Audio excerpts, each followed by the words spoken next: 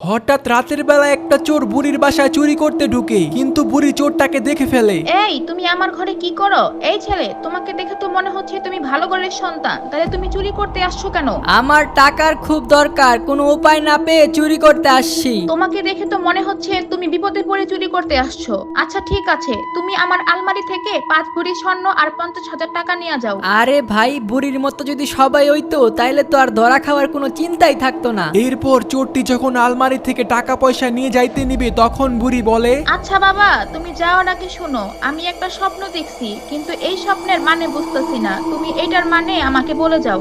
আচ্ছা তাড়াতাড়ি বলেন, আপনি কি স্বপ্ন দেখছেন? আমি স্বপ্নে দেখলাম আমার কাছে একটা পাখি উইরাইসা জোরে জোরে বলতাছে, সাকিব সাকিব। এই স্বপ্নের মানে কি আমি বুঝতেছি না। চোর ভাবতে থাকে এই স্বপ্নের মানে কি। ঠিক ওই সময় পাশের রুম থেকে বুড়ির ছেলে সাকিব আইসা চোরকে ধরে ফেলে আর পেটানো শুরু করে।